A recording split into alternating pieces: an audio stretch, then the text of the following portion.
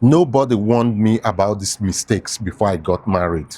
And this almost cost me my peace, happiness, and marriage. So if you're newly married or about to be married, this video might save you years of regret. Mind you, this is not theory. These are real life experience. They are the experience I've lived. And I'm sharing this because many couples fail quietly in the first 3 years in marriage and nobody talks about it. I'm Deso Umerara, African's early marriage strategist. The first mistake I made in marriage is in the area of communication. I had poor communication. In fact, I took the communication strategies or pattern or style we had in dating into marriage. And I tell you, it never worked. In fact, I was totally wrong by bringing that pattern of communication or style of communication into marriage. Because I remembered then I would just match out orders to my wife, thinking she will normally obey them as she usually do during our dating. And I was really frustrated because there are times I would tell my spouse, I'm doing this, and I thought I've communicated. For instance, there was this time I was going out to buy some clothes for myself using the limited resources we had. And I just told him, babe, I'm going to get 3 shirts. And she didn't say anything. It's like, yeah, she said, okay. And when I came back, I was bringing out the clothes, expecting her to be happy with me that I bought some clothes. But I was shocked when she started reacting, telling me she wasn't carried along. And I tell her, but I tell you now. And then it dawned on me that though I thought I carried her along, I never carried her along. In fact, I just informed her. So all through the marriage for the first 3 years, all I was doing to my spouse was just informing her of my decisions and not really communicating to her, interacting with her. In fact, I used to feel like women should only be informed of decisions, not to be carried along in the decisions. And that really affected how my wife felt. In fact, there are days she told me, I'm no longer your girlfriend. I am your wife. We are equal partners in this union. And given my typical African man mentality, a woman belongs to the kitchen. A woman should just be informed of decision, not to be part of the decision making. So I tell you, this really affected my marriage. So if you're getting into marriage, like newly married couples, intending couples, please and please, please and please, I beg you, improve on your communications. Because let me tell you, marriage is not difficult if you can really work on communication. I really suffered so much because of not improving in my communication with my spouse. Let me say this, maybe would have gone far in marriage, wouldn't have been in this stage we are if I've communicated better, carried my wife along, not see her as just a mere woman, as a second-class citizen in the marriage. If I've seen as my partner, equal partner in marriage, she would have given me necessary support because communication really brought me backward. Just imagine you doing things and your spouse not liking it, not supporting you. I suffered all this because of not investing or improving so much in my communication.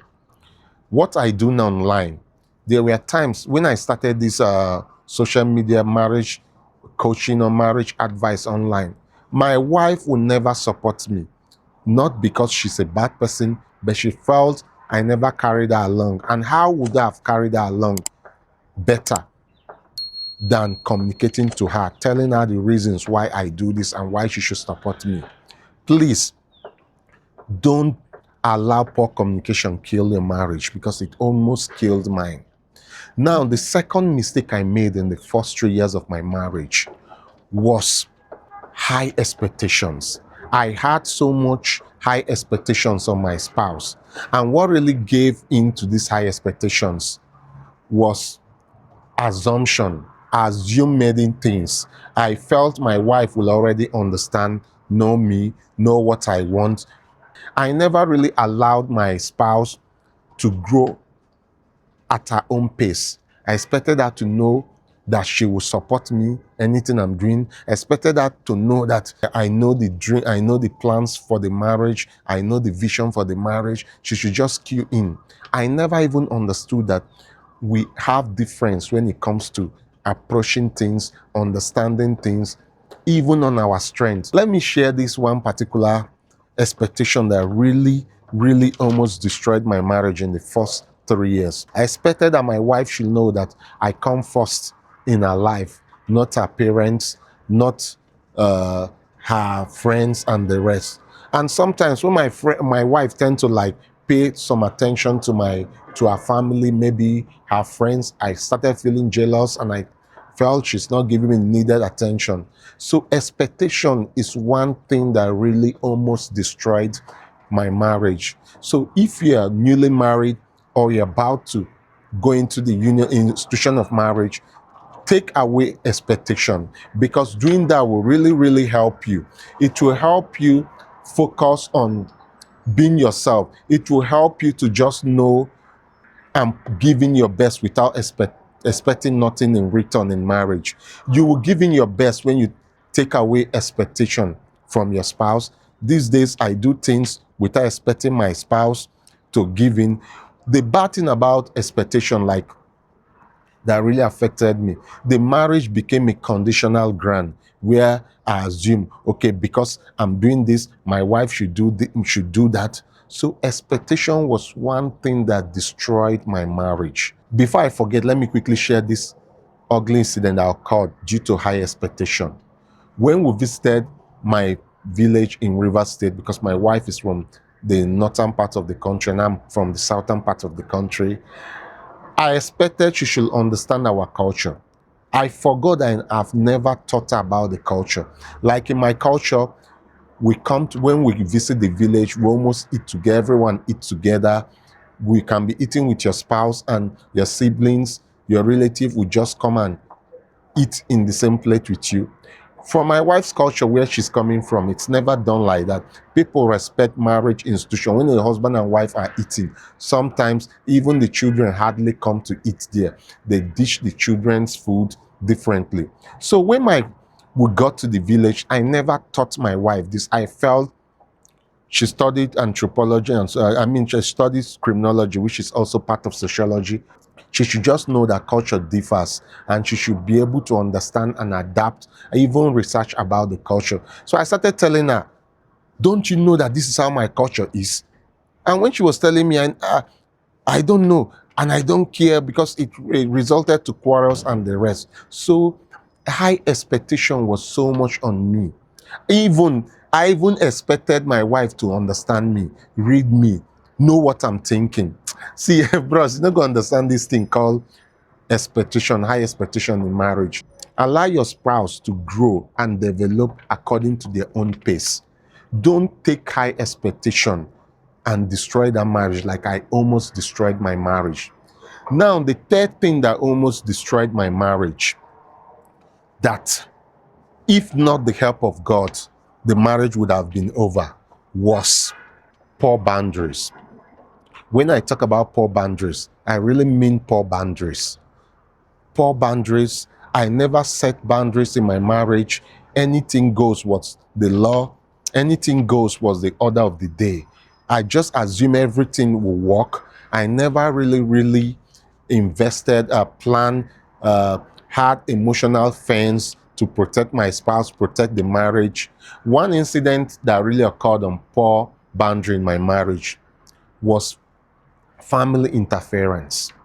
Me and my spouse, or I can't say me and my spouse, as the man, I never sat my spouse down and told her how we should treat our parents, in-laws. Because I could remember sometimes my wife's parents might just call her, even when we have things going on, we have plans. Babe, Esther, come to the house and do this. And my wife would just start going, and I felt disrespected. I would be accused of putting her family first before me. And this really affected the marriage, because we started quarreling. And I now realize that if we had sat down and discussed about boundaries, this wouldn't have been so. maybe would have been able to understand and put papa and mama in our place. And because our family does that, I started looking for ways to retaliate. For instance, I relocated my family from Abuja back to Port Harcourt because I felt her family was interfering. Her siblings, sisters were like calling. Sometimes she would just go visiting her family without telling me. They will even discuss about me, and she will come and tell me they said this about you. And because we never had boundaries, she never knew how to defend me, protect me the way I wanted her to. So it really, really affected us. If you want to enjoy your marriage and avoid mistakes in the first 3 years, define boundaries. And one area you should define boundary is in family. And my boundary issue was not just the family, even friends. There are times I allowed people's opinion to really rock the marriage, really affect the marriage. There were some friends I felt no, they had a say in my marriage, not really understanding that marriage is a journey of two people. When it becomes three, it's a crowd. My friends, and these friends were not just friends anyhow, some were even some of my clergymen, they would give me some advice, and I never knew that no two marriages are the same. So I took the advice and applied. I would go and tell my wife, the pastor said this, my friend said, and would tell me, did you discuss with me? Did we agree before going out to like involve people into this marriage? And sometimes I would just tell her, why do I need to get you involved? So boundary was a big, if I keep on talking about boundary, mistake I make on boundary, I tell you, this video might take me up to 3 hours because boundary was one area I made serious mistakes. So the other area I made mistake as it relates to boundary was siblings. I still allowed my siblings, my brothers, to just barge into our house, do things they want. Sometimes my aunties, my brothers might just move into the kitchen, dish food and eat without even knowing that, no, this their brother is married. And that they did that because I allowed that. I never created a boundary. Make them understand that, no, this is marriage. This is not dating. And most times when they go eat the food my wife has kept, we'll later discover that that food was kept for maybe something else she has planned that day. She never wanted to cook again. And initially it looks like my wife hated my people. She never wanted my people. And that really, really affected us. The number 4 mistake that cost me so much in the first 3 years of my marriage was being financial ignorant. I never knew anything about finance when it comes to finance. And when I mean finance, I'm not really talking about abundance or lack. I'm talking about financial management. I was a poor financial manager. And I felt, despite being a poor financial manager, I still felt I should be in charge of the finance. My wife is just a mere woman. I saw no reason why she should be in charge of the finance, managing the finance, even when she was a better manager. I was a reckless spender. Anything I see, I just buy. Why my wife stick on budget? So there were times I went to the market, we agreed on what to buy, and I end up coming back not buying what we planned, what we budgeted the money for. And this led to series of quarrels. And the funny thing is this, whenever I make such mistake, before coming home to face my wife and maybe having quarrels, I just go to apps, take loan, rush back to like buy what we wrote down or what we budgeted the money for. And this led me to go into debt. And sometimes all the debt I took, I refused informing my wife about it. I kept it secret on it became so unbearable for me. And when I opened up, my wife felt I'm not trustworthy. The issue of trust started coming. And this really led my wife to like start having this mindset of everybody will have their money. Her money is her money. Mine is mine. And the pressure, she started putting pressures on me. You are the man, you must provide. So financial ignorance really killed me. I felt being the man, you must be the one to call the shots when it comes to money. I never knew that finance should be left to who has the discipline, financial discipline, who can manage it. Because in marriage, newly married couples, intending couples, the problem when it comes to marriage is not abundance of finance or really lack of finance. It's in the management. So if I've learned earlier on that since my wife is prudent with finance, she spends wisely, she should manage it. I tell you, we wouldn't have been where we are today. We would have invested wisely, invest in things that would have yield returns on our money. So please learn how money works. Even financial ignorance really led me to take some jobs that I'm not supposed to take. The urge of meeting my high demand, high spending lifestyle, I started taking jobs that almost destroyed the marriage, because there are some jobs I took that I hardly go home. Sometimes I would leave very early in the morning. I will leave very early in the morning when my kids are still sleeping, and I come back when my kids are asleep. So make sure be financial prudent. Avoid the mistake of claiming, yes, I'm the man, I must be in charge, I must call shot when it comes to money. Allow who is wise, who is gifted in managing money, to manage finance in your marriage if you want to get it right in the first 3 years. Please. Now, the fifth mistake I made in my marriage was in the area of intimacy. I don't know how to say this. It looks embarrassing, but I need to say the truth, because this really affected me in the first 3 years of our marriage. And I tell you, it might also affect you if you don't take this serious, you don't work on it and plan for it. Now, the area of intimacy, like I said in my previous video, my wife and I knew ourselves intimately before we got married. And during that time of dating where we were engaging in fornication, I approached sex as something like, make I chop my own. Maybe should they go meet another man? So I was so prepared. Sometimes I would fix my mind 2 days before she comes, knowing we'll fornicate. When we got into marriage, I just saw sex as normal thing. I never bothered. So please, I now advise people coming into marriage, if you can, don't engage in sex before you get married, so that the curiosity will make you approach it and give it the needed attention. And not just the curiosity alone. Invest in sex education. Understand your spouse's sexual needs. Because for me, I felt that man supposed worry about sex, not be woman and the rest. And when my wife started telling me our years of fornication was better than our sex life in marriage, or is better than our sex life in marriage, initially I felt embarrassed. So I felt embarrassed, and at first I felt maybe she's seen someone else, and it really, really bothered me. So I want to tell you that intimacy is something you shouldn't leave to chance, because to me, I felt no need, and the complaint keep coming.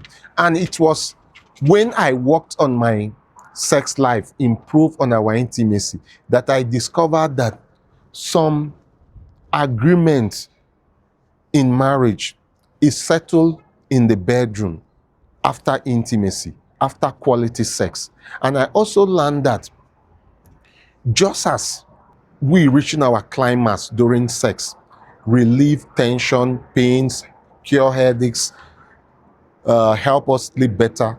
When a woman reach her climax too, it helps her to be relaxed. It takes away worries. It takes away those headaches. So one area that I really made mistake in the first 3 years of marriage was in the area of intimacy. Now, in my marriage, there are things I do now. No matter I'm trying to suggest things, I make sure we bring up discussion after quality intimacy. Now, in my marriage, we take advantage of oxytocin and dopamine, which occurs as a result of quality intimacy.